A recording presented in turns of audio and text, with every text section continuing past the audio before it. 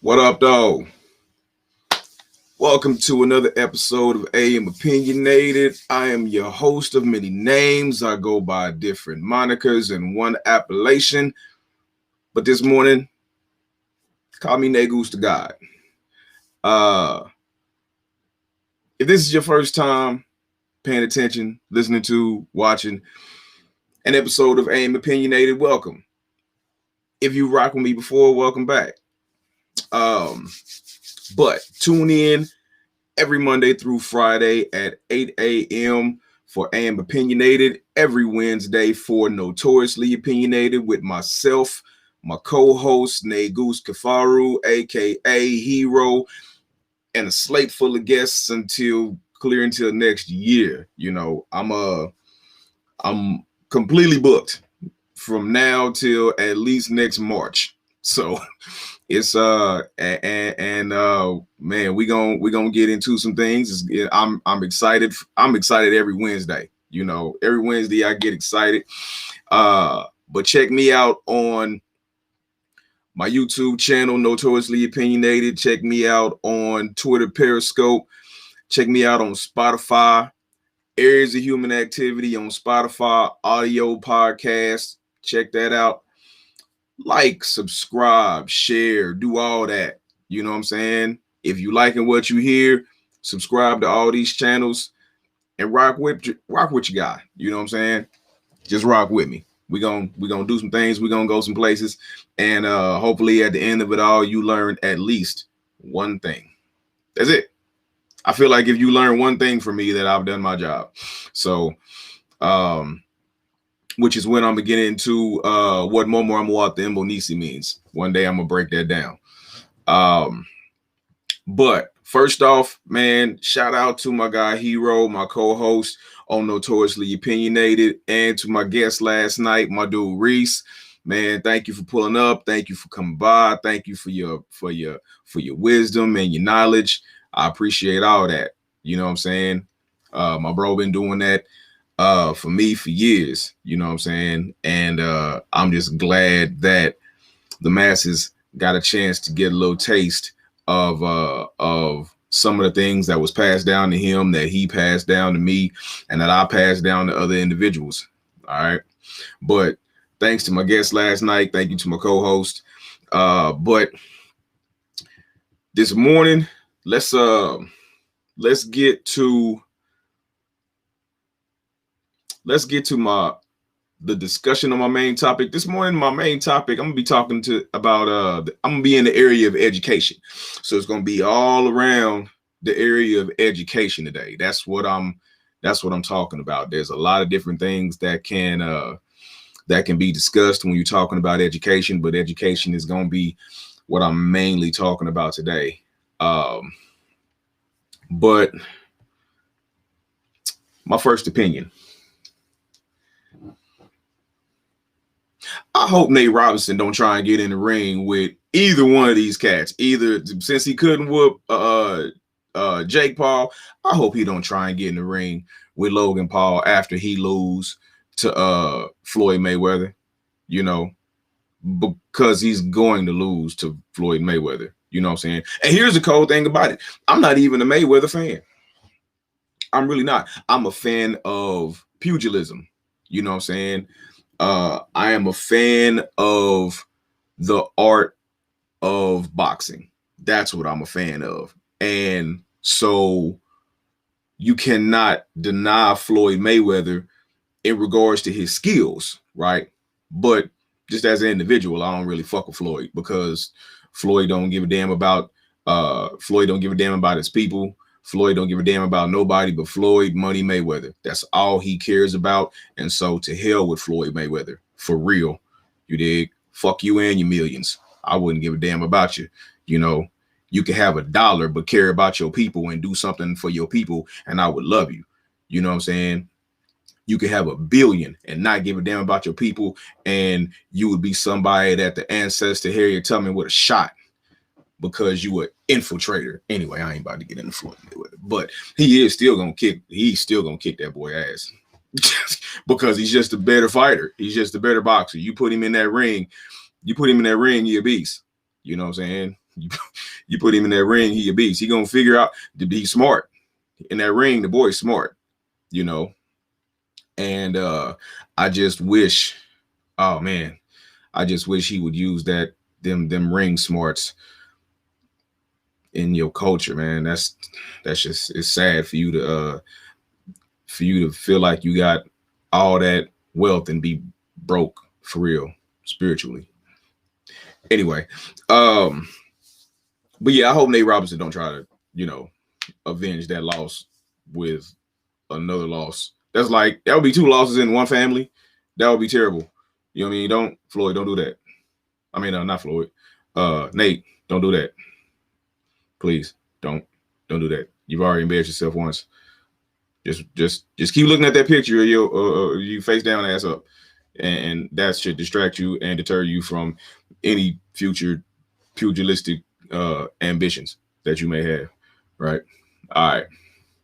So today in Human Past, and again, the reason why I call it Human Past and not history is because history is oftentimes written from the side of the person with the pen, you know, and a lot of times the true definition of human past is not told by the ones who actually had a significant effect on it or were significant actors in it. You know, a lot of times it's written by the ones that survived, you know, and so they give their take on what actually happened, when what actually happened isn't what actually happened. You know, it's like the bird saying that he defeated the lion, and until the lion gets to tell his story, we will never really know, you know. So today in Human Past, on December 10th, 1963, the ancestor Malcolm X delivered his speech message to the grassroots. Now, Malcolm was a staunch critic of civil rights, which is one of the main reasons why he and Dr. King didn't really see eye to eye for a long time. Notice I said for a long time and not forever, right? So Malcolm didn't believe in civil rights. He wanted the rights of Black people. Everyone else had and fought for their rights. And when it came to Black people, we didn't fight for our rights. We fought for civil rights, you know. And so he was a critic of civil rights and did not believe that we should be fighting for that. But Malcolm said, what you and I need to do is to learn to forget our differences. Learn to forget our differences. When we come together, we're not coming together as Methodists or Baptists. I'm paraphrasing because I can't remember specifically what he said, but this was a part of the ancestors' speech. He said, we're not coming together as Baptists or Methodists, you know, because you don't catch hell because you are a Baptist or a Methodist. You don't catch hell because you are a Republican or a Democrat. You know, you don't catch hell because you're a Mason or an Elk. You catch hell because you are a Black man. That's why you catch hell. You catch hell because you're a Black man. You catch hell like all of us catch hell. The same reason. You catch it for the same reason. You're not catching hell. You're definitely not catching hell because you're an American. Because if you was an American, you wouldn't be catching hell. You know, you catch hell because you're Black. You catch hell because you melanated. That's why you catch hell, you know. And what the ancestor said was absolutely, positively true. If you was an American, you wouldn't have been catching hell in the 60s. you know, because you would have been a citizen. You would have been a first-class citizen, but no, you were a second-class citizen. You was barely that. So, like the ancestor said, you was catching hell because you was black. Not because you was Methodist, not because you was Baptist, not because you were Elk or a Mason or an American. You called hell because you were black. But if we can forget all of our differences and come together, there's nothing that we could not do. There's nothing that we could not accomplish, you know. But it was on this day in 1963 that the ancestor Malcolm X gave his speech message to the grassroots. So that's what went on today in human past. Now,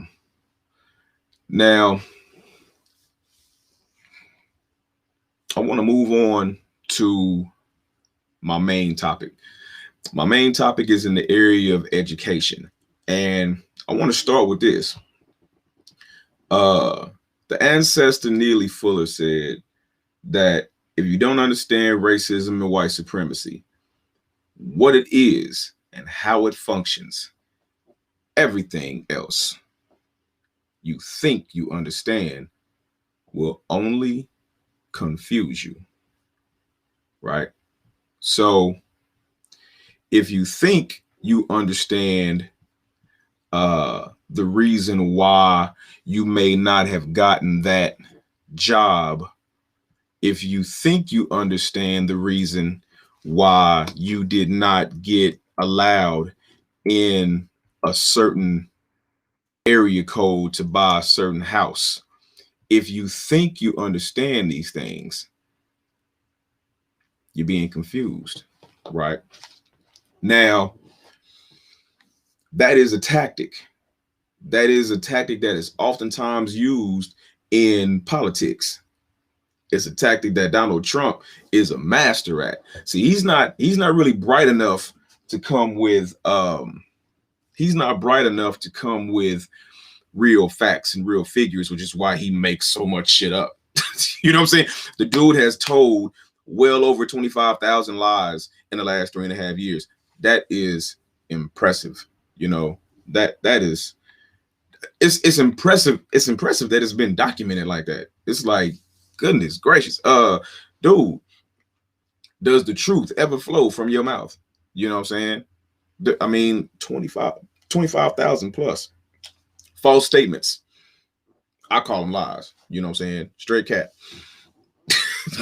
You know, but if you don't, I mean, he's a master of, and he's not the only one, you know, he's not the only politician, you know, there's a plethora of them, that if they can't convince you, they'll confuse you, or they'll try to confuse you. And they can only confuse you if you are uneducated politically. You know, I didn't really realize how important it was for me to know and understand civics until later in life. But at the same time, because I always considered myself a learner. The ancestor Malcolm X also said that, you know what I'm saying, you have to consider yourself a learner in order to learn. You know, if you don't consider yourself a learner, you're not going to want to learn, and thus you're not. Well, you're not going to learn consciously. You'll learn things unconsciously, like you unconsciously learn things of what not to do by watching other people.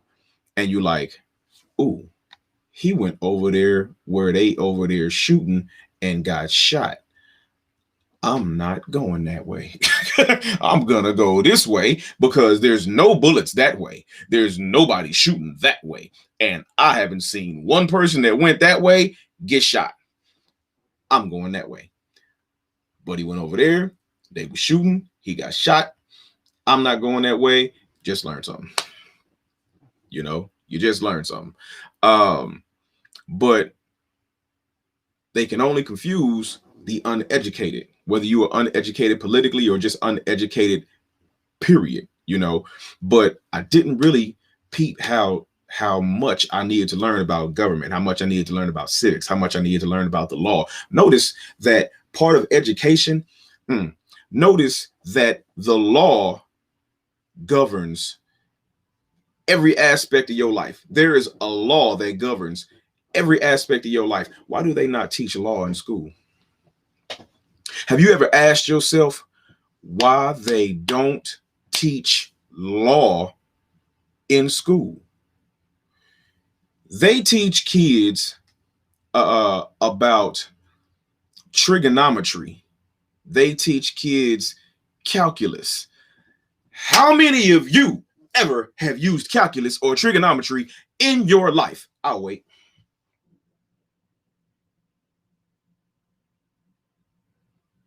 That's right, never. Trigonometry should be training, not education. There's a difference between training and education. All children do not need to learn trigonometry, calculus, all these different addition, subtraction, multiplication, division, fractions, decimals. That's it. Percentages have been useful to me in my life. I've never used trigonometry. I've never used calculus. I don't need to know how to get to the square root of shit. I don't use that. Is not practical use. Teach these kids how to balance their checkbook. Teach these kids how to save. Teach them finance. Teach them economics. You don't need to keep teaching these kids things that that the majority of them are not going to use in their lifetime. That's training. That's not education. Teach them something that they are going to use on a daily basis. Teach them their rights. They don't teach them that. Why? Because they don't want them to know that. Figure it out on your own. All of the knowledge, all of the real knowledge of this world are in the books you have to dust off. You got to blow all the dust off because people don't read those books. Those that are in the know read those books. That's why the version that they have is pristine. It's well used, and it has no dust on it. The public copy, the copy for everybody else, dusty as hell because nobody reads it. Spider webs on it, the whole hook, super dusty. You have the right to remain silent. Holy shit. Do you? Even though they tell you that, how many people actually listen and obey the fact that you have the right to remain silent? What do most people do as soon as they get to the station? Get to running their damn mouth, and then you talking about somebody told on you. Ain't nobody told on you. You told on your damn self because you didn't listen to instructions. You didn't follow instructions. You have the right to remain silent, so shut the fuck up. Shut up. It's your right to remain silent. It doesn't make you look guilty if you don't say anything. Shut up. Damn. And then I always talking about somebody snitching. Snitching actually goes back. So this is part of education too. Snitching actually goes back to slavery as well. You had coon ass house niggas that was snitching on everybody else. If they found out that there was going to be a revolt, if they found out that there was going to be an escape, if they found out that it was going to be anything, any kind of revolt or uprising amongst the rest of the slaves, they would tell the slave master. They would tell the slave master, which is why Harriet Tubman was shooting their ass. If she had an inkling of a thought that you was going to betray the movement, you got shot and killed right where you stood. That's why I keep saying if the ancestor Harriet Tubman would have shot you, I can't mess with you at all because you was an infiltrator. It's a whole lot of people that got the same skin color as I do that's infiltrators. You do not mean any good to the family, community, nation, or race at all. So if you're not part of the solution, you're part of the problem, period. But okay, let me take a deep breath. So what they're doing, especially to our youth, is they're putting them on this conveyor belt. right? And people will always say it's a school to prison pipeline. Nah, it's a preschool to prison pipeline. That's the conveyor belt. So you either gonna get dropped off in prison in a job that you're going to despise for the next 30 years, but you're gonna feel you're gonna feel content because you're able to pay your bills every month. You're able to do a few little extra things every month, you know, but that's the hamster wheel. You're just going round and round in the same circle and you're not really going anywhere. It just has the illusion that you're going somewhere. That's part of the conveyor belt, you know.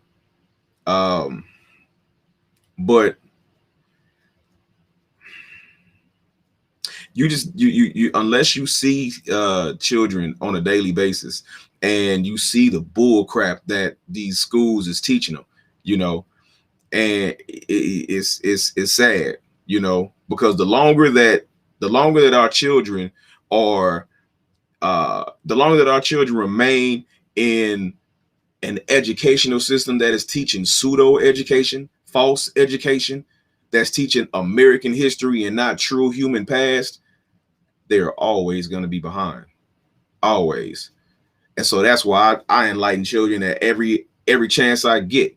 You know, I had some kids a few days ago ask me what was Kwanzaa. Oh, I couldn't wait. I couldn't wait to get into that one. Oh, what is Kwanzaa? Oh, you asked the right Ndugu. Yes, you did. And broke it all the way down to him and then made him repeat it. You know, each individual, tell me what you learned about Kwanzaa. You know, who invented Kwanzaa? Is Kwanzaa African or African American? You know, what is it based on? What is, you know, everything I told them, and they soaked it up like little sponges. Like little sponges. Like they was coming up doing their little presentations and the whole hook. It was beautiful, you know, but they can't keep being taught false information. You know, they can't keep being taught that Christopher Columbus discovered America. No, the hell he didn't. That is a ridiculous notion, and it was ridiculous when it was said. But you got uneducated Negroes and coons that was rocking with it and been allowing educators to teach our children this for forever. You know, and so you got education that also goes into the unequal wealth gap between Black and white America, right? The wealth gap in Black and white America doesn't necessarily start with the economy. It doesn't start with necessarily job production. It starts with education. You know, if our children were better educated when they grow up, they would have more education, better jobs, able to make more money, and thus that would shrink the wealth gap. So education has to do with the wealth gap as well, you know. But don't make the mistake and let school get in the way of your education. I didn't say school. I said education. There's a difference. There's a difference between school and there's a difference between education. And we cannot continue to allow our children to be trained. You know, training is the process of learning something to perform a specific skill, right? To perform a specific skill. That's not education. To perform a specific skill is training, but the systematic process of learning something with the goal of acquiring knowledge, that's education. The acquisition of knowledge, not just to learn this one specific thing. If your baby want to be a rocket scientist and they want to learn astrophysics and calculate, and that's when they're gonna need, you know, advanced mathematics. If your baby is going to be the supervisor at Home Depot, I'm pretty sure they are not going to need to know calculus. They're not. They're going to need people skills. They're going to need specific training in another arena, you know. So We can't have our babies just being miseducated and think that it's cool because they walk across the stage with a diploma. You know, a lot of parents, that's they whole goal and mission in life. I just want my baby to walk across the stage with a diploma. Okay, what do they know? You know, there's 9 and 10-year-olds who cannot read, who cannot read. That to me is saddening, when it was so many of our people who could not. It was against the law to read in a lot of southern states. It was against the law for Black people to know how to read. And now you actually can know how to read, and you have parents in the home that just allow their baby to not be able to read at 8, 9, 10 years old. You can't read. I ran across a 13-year-old who could not read.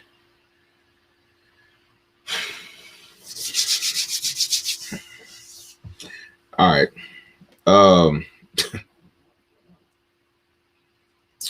So let me wrap this up. So make sure that and I don't blame the children. It's not their fault. Parents' fault. It is definitely the parents' fault. You know, mainly. I'm not gonna say totally. Mainly the parents' fault. It is the fault of the parents. It is the fault of the teachers. It is the fault of the system. It goes trilateral. You know. But if you don't understand racism and white supremacy, what it is and how it functions, everything else you think you understand will only confuse you. So with that, support and patronize small and Black businesses. Keep the Black dollar in the Black community more than 6 hours. You know, there's $1 trillion worth of wealth out there. Keep it in the Black community more than 6 hours. This has been your man, Negus to God. Thank you for rocking with me this morning. Hope you learned something. Hope I said something that moved you, touched you to move and touch somebody else. Share and like this. If you like what you hear, if you enjoy the podcast, let me know. Leave comments in the comment section. I do read them. I will respond. Check me out on YouTube, Notoriously Opinionated, every morning right here on AM Opinionated, and every Wednesday night at 8:30 for Notoriously Opinionated. Check me out on Spotify for Areas of Human Activity, man. I'm trying to get a little bit of everywhere. You know, I'm trying to get a little bit everywhere, but I can't do it without you. So with your support, I'm gonna take everybody with me, and trust. If I don't believe in nothing else, I believe in giving back. You know, right now what I got is time, and so that's what I'm giving. When I got more, I'm gonna give more. Trust and believe that, right? It's been your man, Negus to God. Peace. I'm out.